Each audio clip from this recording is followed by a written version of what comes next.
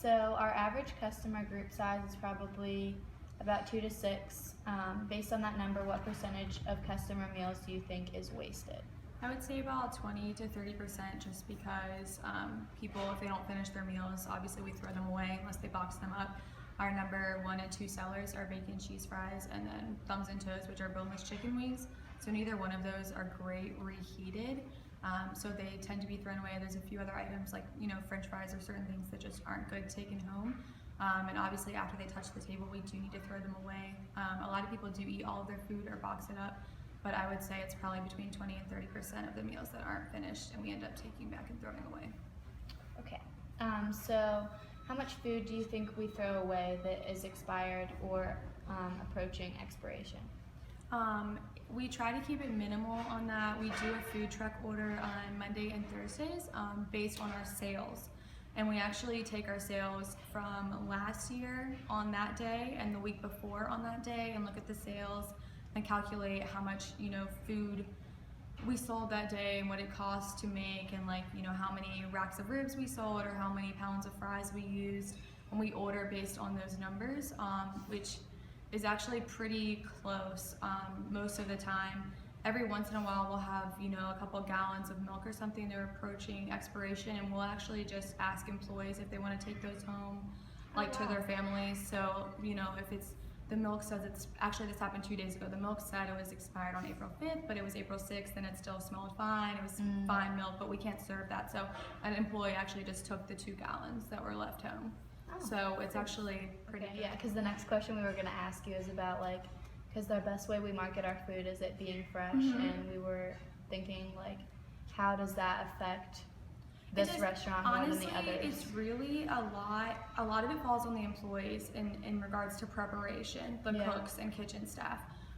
So since we do things fresh, we cut, for example, we cut 80 tomatoes daily, 80 slices of tomatoes every single day for sandwiches and salads. And so instead of throwing the tops off of the tomatoes away, we save the tops and then cut around them for homemade salsa. So it's really trying to repurpose them and reduce as much waste as you can. The same goes for onions and peppers. If we can use the ends on those, we do. Or we have a lot of homemade sauces. So, we order ingredients that we can kind of multi-purpose and use in a lot of different recipes. And it's cheaper to do fresh food. It's obviously tastes better, but it's actually kind of easier to multi-purpose with it.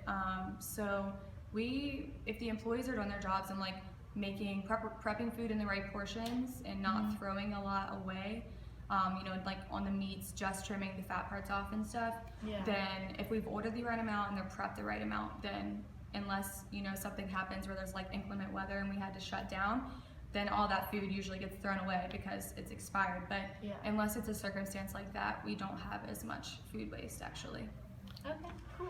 And then how do you think that we can as a restaurant improve on decreasing the food waste? I think just even though we already we do a pretty good job on it. The only thing is if the kitchen is really busy and they end up making extras of things, like the bacon cheese fries or thumbs and toes or French fries, those things do get thrown away.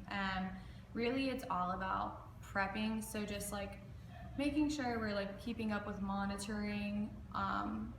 What's selling and what's not, or if something is being prepped too much of. So say we're prepping 15 bison burgers a day and we used to sell 15 a day. Well, if that drops back to 7, we need to be aware of that because then, like I said, we're prepping these 15 burgers and then those, however many pounds of meat will end up being tossed since we do things fresh. So it's really up to us, as a management staff, to monitor that, to make sure that our employees aren't making too much that has to be thrown away, or just like I said, taking the wrong food out and things like that. As long as we're all aware, then it cuts down on it.